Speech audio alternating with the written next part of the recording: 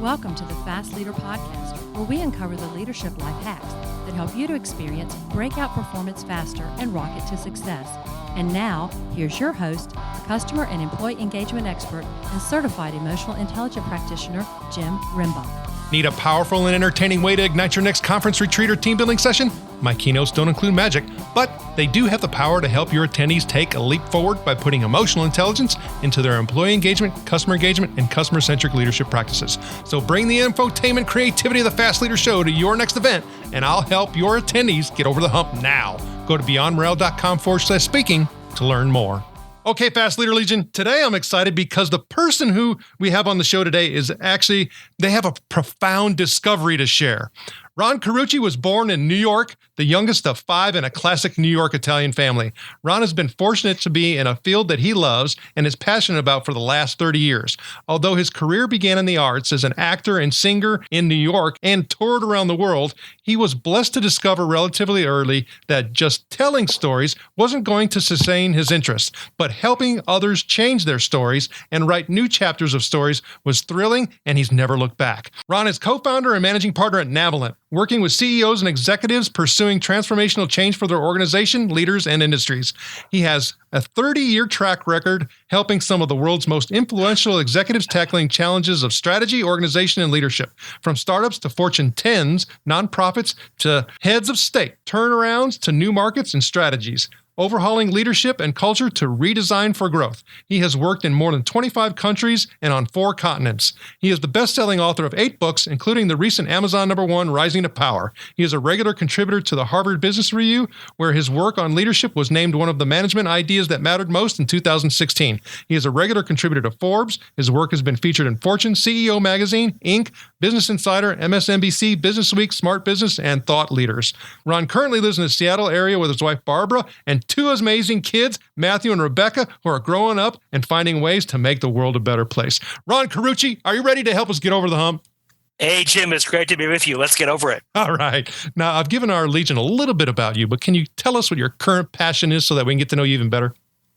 Yeah, sure. So I have the very good fortune of getting to wake up every day and think about what's our part in making the world a better place by partnering with leaders and organizations who are on some very auspicious journey. They're trying to, enter the world with clean energy. They're trying to bring new products and services to market. They're trying to cure cancer. They're trying to do all kinds of noble things. Between them and that dream is the thing called an organization, full of things called human beings.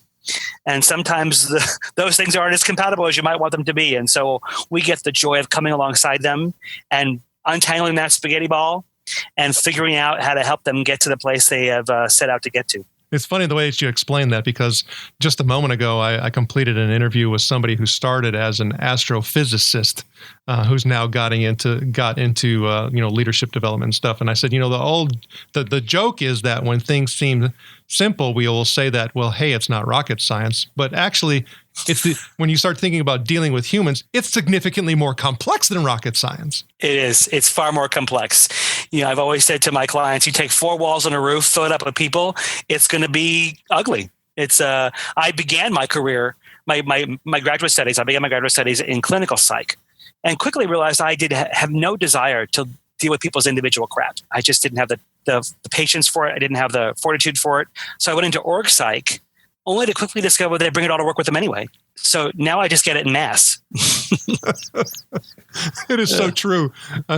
For whatever reason, we have this, misconception that, when people come to work, all of a sudden their behavior and their baggage gets left, at the door, and they become this different individual. No, they bring their baggage with them. Some of them bring their porters with them to come to work. And I mean, there is a flip side, which is what keeps me engaged in the work. They're human beings, when united again in some greater force for good, they're inspiringly beautiful. They're darkly dysfunctional when they're under-led and left to their own devices. We all are, right? We're not the exception. But when you can unify them and coalesce them into an endeavor, they all want to share, and they can get past that inner struggle. We all have that inner struggle of me, we. I want to be an individual. I want to be part of a community. And when my need for me combats your need for we got a little problem. But if we can get people past that and help leaders figure out how to do the dance of that, beautiful things happen. But it's not second nature. It definitely it's just not isn't. second nature. And based on what you were just saying too, one of the things that I try to convey to folks is that you also can't expect those things to occur in the superficial, meaning that if you expect people to say, and you to say, hey, guess what? You're now colleagues, and that they're going to actually act like colleagues, you need to really recheck yourself. You need a pill. But you know what, Jim? Despite that, people do it all the time. I've watched companies merge. I recently watched some massive global powerhouse buy a bunch of little companies and put them together into a platform and say, great, now you're a company. What from under what rock did you crawl? And these aren't dumb. These are smart people. These are not, they bought the right companies, best in breed companies, put them together to do the right things for the right reasons. So strategically, it was thoughtful. They just thought the self-evident brilliance of the move would rule the day, and common sense would just take over, and it all work itself out. Boy, it's astounding how many people think all that stuff will just work itself out. I don't know why you would think that. Based on what evidence would you say, sure, a bunch of human beings who've never met before, now you're a team, now you're a company, now you're this. Call if you have any questions. You just have to scratch your head, right? You definitely do. And you said something to me that kind of resonated as well, the whole me, we thing, right? In that if you were to stop and think about, would you subject other people, to those conditions, your answer would be, well, yeah, if I have to do it, I'm going to do it. But if you were to ask yourself, do I want to be subjected to that? Your answer would be a definitive, heck no. Nope. It's good for you, not good for me. It's people, and you move people around organizations and their cultures are predisposed, great example here in Seattle, Microsoft, right? Highly individualistic. To an extreme, Darwinian hired people. Right? Suddenly now have platforms and products where collaboration's required. We were in there for 3 years. You couldn't get them to collaborate with a gun to their head. The balance, first of all, it's hardwired. It's genetic that we have innate desires to distinguish ourselves and stick out. We have innate desires for intimacy and community and connection. Some people have more of one than the other, but we have both. But if you have an orientation in an organization of one to the other, the one you don't predispose to those people are going to suffer. And so people who are introverted, who are naturally like to work by themselves, suffer in very collaborative environments. People who are extroverted don't want to work on their own, but they annoy people when they walk into their office and say, hey, got a minute? No, I don't. So you have to allow your work, your organization design, your governance, your strategy, all of it has to accommodate enough opportunity for people to distinguish themselves and enough opportunity for people to connect. But to your point, it's a great point, Jim. If you try and get people to fake it, or you fake your intention to have it work, people see that through that in 4 minutes. People's BS barometer. I always ask my people when I speak, how many of you feel like you have phenomenal BS barometers? Like within 3 seconds, yours is fibrillating, you just know it. People go, hands up. Then I ask, well, how come you feel like other people's BS barometers aren't as good as yours when you're doing it? But people are so certain they're buying my smoke. It just baffles me. So how do we get over this hump? You and I also had the opportunity to have a great conversation off mic, and we were referring to, people putting in positions of power that they're just not ready for. Yep. And we slough it off and we just discount and say, oh, that's the Peter principle. They got promoted to incompetency, and we just are essentially squashing and killing a lot of, potential stars. We're snuffing them out before they have a chance to actually glow. How do we move past this? Great question, Jim. So the great news is in our research for Rising to Power, which was 10 years of information we combed through, we didn't just find all the landmines, all the reasons why leaders are flaming out spectacularly on their ascent. We also found the reasons why those that are thriving and succeeding are doing so. And we were very proud to watch those ideas get embraced. We're very humbled by Harvard Business Review's honor last year for that idea. We were kind of caught off guard about the response to it, but we found in all of the research and data 4 consistently recurring patterns among the leaders that distinguish themselves. In fact, my research department was ready to shoot me because I made them do 99 different regression analyses on the data. Not because I wasn't sure what it said, it's because I didn't like what it said. But it said in these 4 patterns, you had to do all 4 well. And I thought, well, I don't want to say that. That sounds like you have to be Jesus. Well, can I say that's not fair to say that? But is 3 out of 4 okay? What if they do 2 great and 1 okay and 1 they got to work on? Is that make them? The bar was very clear. Below doing all 4 exceptionally, you're on the B team. And there was no way around it. So we had to say it. But the 4th thing, the great news is, and I'll share them with your listeners, they're learnable. And I think the response from the HBR community on this was so resounding because people resonated. They recognized that, yes, the great leaders that I would follow anywhere do those 4 things. And they were these. First was context.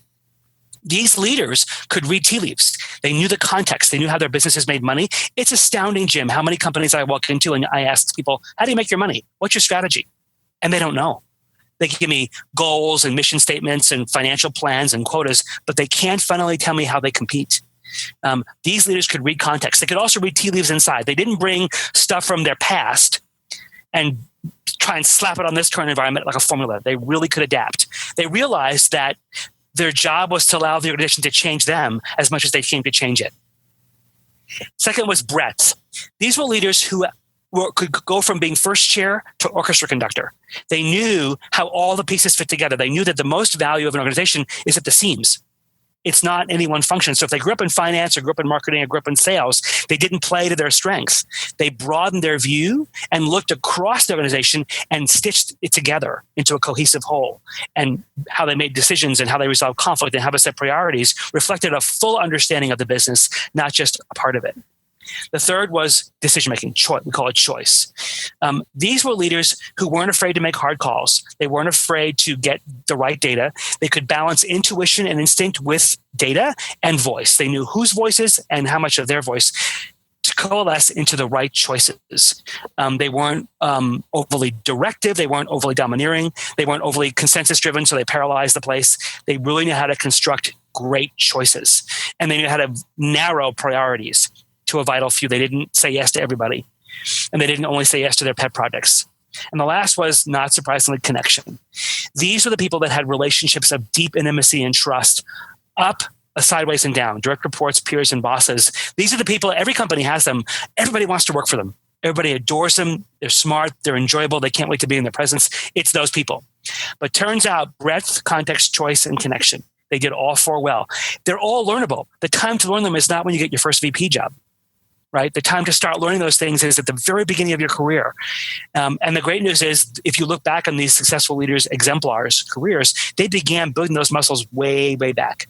I think that's really important to note is that, well, as you were talking, and thanks for sharing that, is that I started thinking as well about, the finance. So I have a finance background. I mean, that's what I went to college, and I got a double major in finance and real estate. And I ended up in, customer care and customer service and, leadership. And so that's kind of how I evolved. But in finance, they talk about when you save early, at your young age, when by the time you hit retirement, you're going to have significantly more than if you doubled your time that you were investing in and started late. So it's that early development. Yep. It's getting them when those synapses, aren't becoming a little bit more stale and hardwired, and start developing those things that really makes a difference. And now the great news is, Jim, two things. One, now we know what they are. Right? We have 10 years of research that say these are the things, these are the muscles you got to build. Yeah, they're big muscles and they're intimidating, but if you wait till you already recognize you haven't got them to start building them, you're behind the 8 ball. The second thing is, to use your great phrase we've all been, 20 years of called the Peter Principle. When that happens, I turn to HR and the hiring manager and say, this is your fault. This is entirely on you. It isn't that they didn't know the job or that they didn't adapt. Sure, but you put them there. If you invited them to take on a role, I mean, that was in our research, it was scary. 69% of our samples said they were not prepared for the jobs they were given. And more than 50% of them said their companies didn't do anything to prepare them. Well, how is that okay? HR people should be hanging their head in shame to understand that you're doing this to people and it's your responsibility, and you have billions of dollars of budget you're spending on this. Why isn't it working?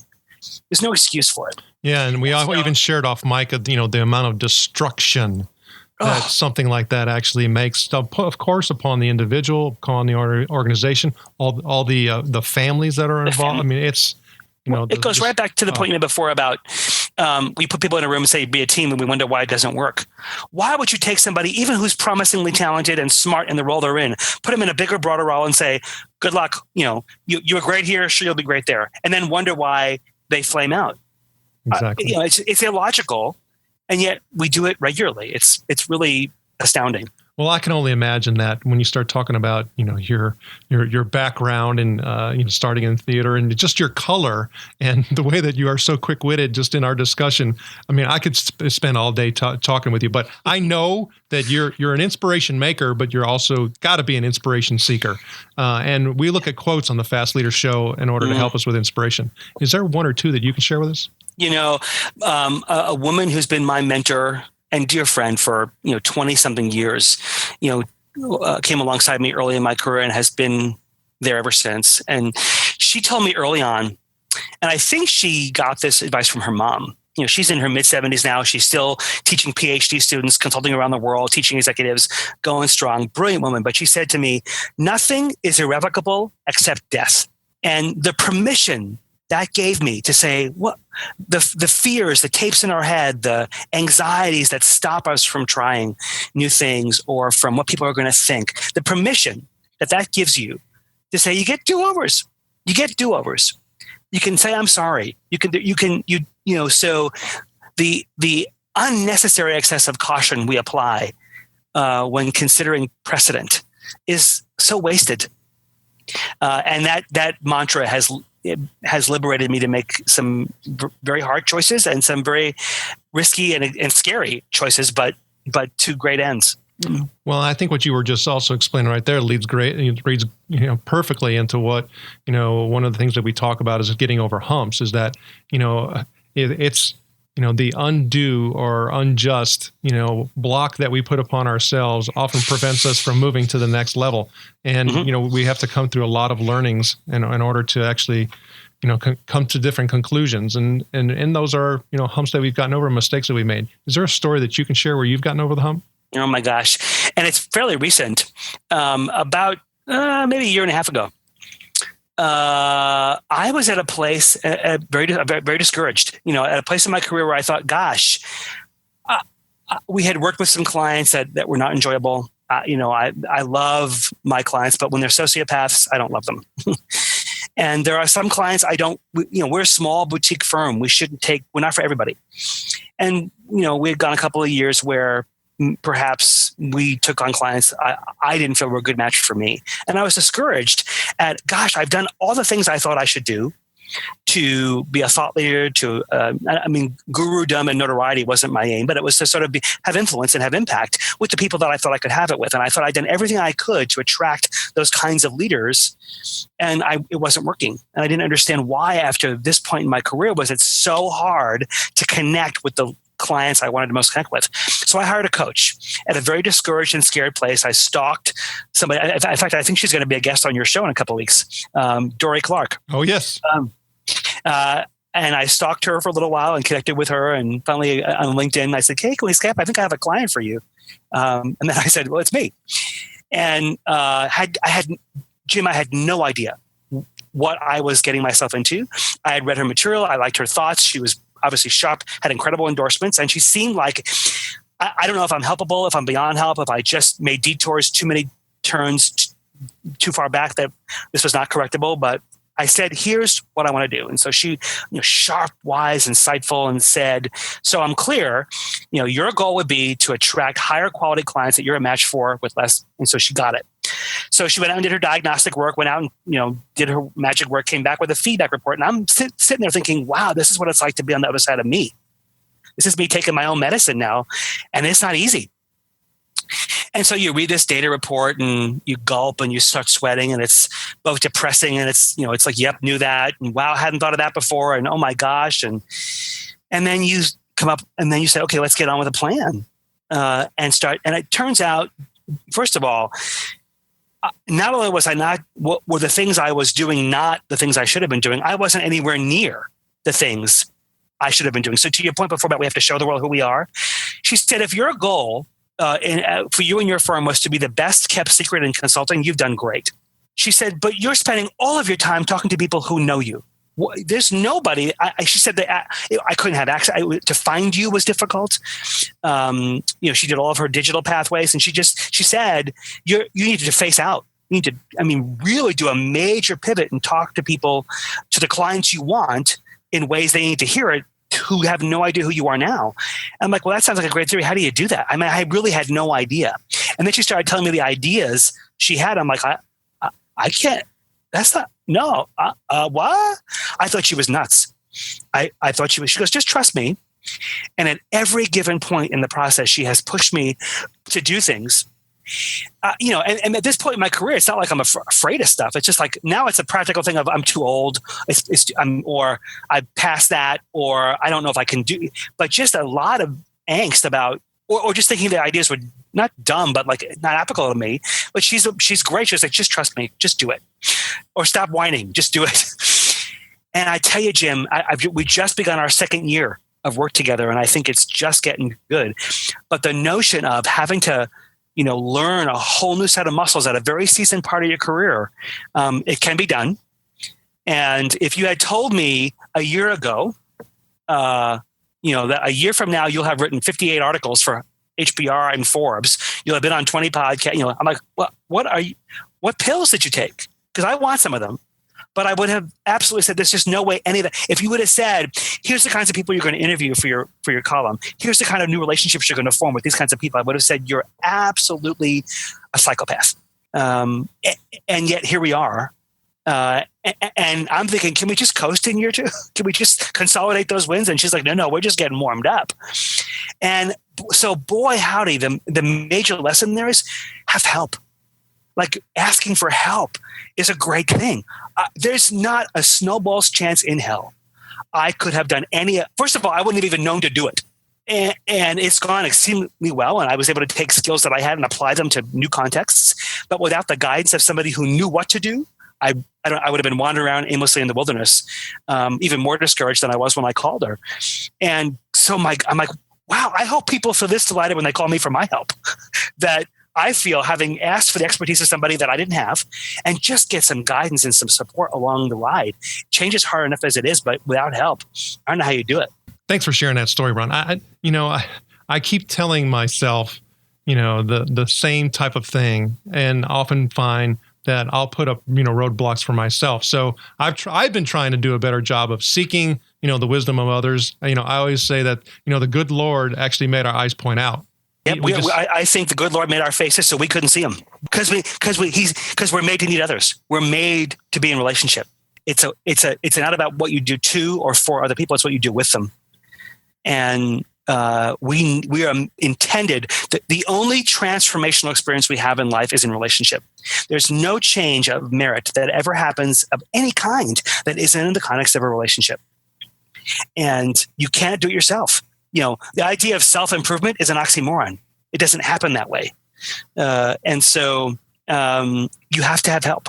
So you've heard it here, Fast Leader Legion. Ron Carucci just brought down a multi-trillion-dollar industry of self-help. Well, and let's get real honest about that industry. Those people are looking to sell their help, right? So by virtue of the fact that you're reading a book means you're not doing it yourself. The question is, are words on a page going to do it? And they're not. I love it. Can't, because anything you put into practice, anything you put into play, someone else has to be touched by it.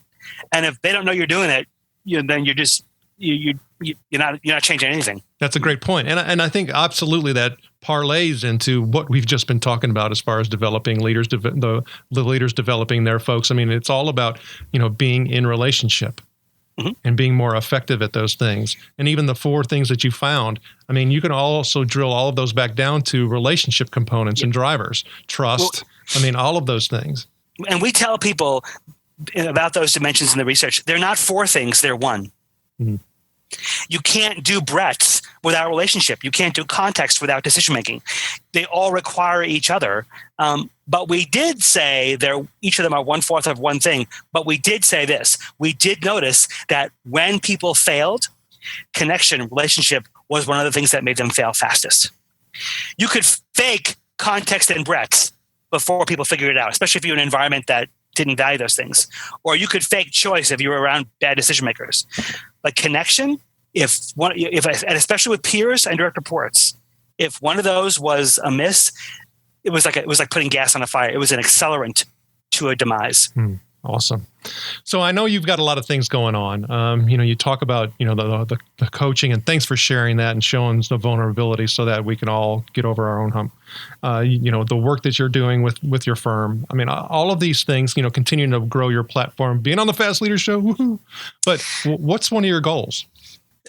So I would say if and this is, part of my coaching, I'm learning this. We're in a season now, Jim. We're in a political season. Maybe you've noticed a few things going on out there. We're in a season where organizations, as we talked about before, they're dysfunctional. They're being vilified, right? Obesity, human rights atrocities. What used to be the pinnacle of employment is now the employer of last resort. People want to be entrepreneurs. They want to work in the gig economy. They want to be freelancers. Everybody wants to go on their own. Nobody wants to be part of an organization anymore because it's been this vilified thing. Well, and if companies have helped. It's not like people made this stuff up. Thanks, Wells Fargo.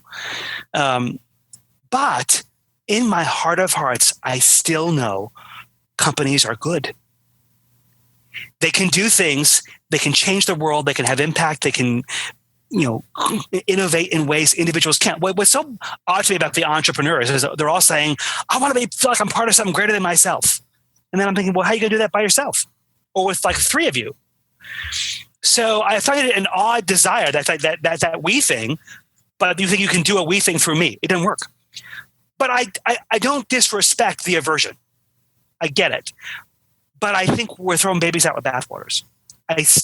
But now, if you presume that our new administration is what it is, if you assume that regulations are going to be quelled a little bit, organizations will be turned loose. But to do what? And my hope is it's not to do more crap, right? I hope. So if I had to say to you, if I had a platform right now, what would I do? I want to redeem organizations. I want to reframe how we see them and demonstrate, because there are a lot of great ones out there doing it. There are great organizations out there with trusting reputations, very socially responsible, very community minded, treating their people really well and doing good work in their fields. They're there. We don't hear about those a whole lot, but they're there. And so for me, I'm in a season where I've spent my whole life organizing human endeavor and being fascinated by that and studying that and improving that. And I feel like the one mechanism in the world we have that organizes human endeavor in ways that are can be magnificent, unlike a football team or a local church community, which are all great. Organizations can do things with reach that other mechanisms can't. And I feel like I want to turn some heads back and say, maybe they're not all horrible. Maybe entrepreneuring isn't for everybody. Maybe we should look again, especially at the ones who are doing magnificent things, and study them and see how we emulate them. And the Fast Leader Legion wishes you the very best. Now, before we move on, let's get a quick word from our sponsor. An Even Better Place to Work is an easy-to-use solution that gives you a continuous diagnostic on employee engagement along with integrated activities that will improve employee engagement and leadership skills in everyone. Using this award-winning solution is guaranteed to create motivated, productive, and loyal employees who have great work relationships with their colleagues and your customers. To learn more about An Even Better Place to Work, visit beyondmorale.com/better. Okay, Fast Leader Legion, now it's time for the Hump Day Hoedown. Okay, Ron, the Hump Day Hoedown is a part of our show where you give us good insights fast. So I'm going to ask you several questions, and your job is to give us robust yet rapid responses that are going to help us move onward and upward faster. Ron Carucci, are you ready to hoe down? Let's go hoe down. All right. So what do you think is holding you back from being an even better leader today? So I work at a virtual firm, and leading in a virtual firm takes a lot of work, and figuring out what are the creative ways to bring cohesion and connection to a virtual firm, still figuring that out. What is the best leadership advice you have ever received? Leadership is a relationship. It's about what you do with people, not to them or for them. What was one of your secrets that you believe contributes to your success? So I think I I have a sense of humor. You probably noticed that. And I think it's important that we get people laughing. And two, my clients never wonder how much I care about them, that I put their success first. And I have to say some really hard things to them, but they always know underneath that, I'm really committed to their success. What do you feel is one of your best tools that helps you lead in business or life? The fact that I don't spend my whole life doing it. That I do have other parts of my life where I volunteer and have community and have friendships, and I spend my life being a human being outside my work. What is one book you'd recommend to our listeners that can be from any genre? And of course, we'll put a link to Rising to Power on the show notes page. And thank you for that. One of my favorite all-time books by Max Dupree is called Leadership Jazz. And it's an old timeless text, but I just love it. It's a metaphor of leadership as a jazz musician, about the riffing and the innovation that comes from improvisational music. So it's a timeless text that every leader should read.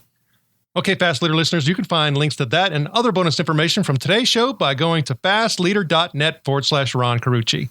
Okay, Ron, this is my last Hump Day Hold On question. Imagine you were given the opportunity to go back to the age of 25, and you've been given the opportunity to take the knowledge and skills that you have now back with you, but you can't take everything back. You can only choose one. So what skill or piece of knowledge would you take back with you, and why? I bet it'd be fun to go back and see how many of your guests answer the question the same way, but I'm going to say it this. All of the time you angsted over how much or what other people thought of you was wasted because they weren't thinking about you at all. And so if we made choices in life free of the projection of judgment on other people, free of the assumption of the ridicule or the mockery or the hesitancy of what other people thought. And it's a license to be a jerk and be inconsiderate, but I mean the guards we put on ourselves because of the judgment and evaluation of others, and organizations put these in place, right? Performance reviews, whatever.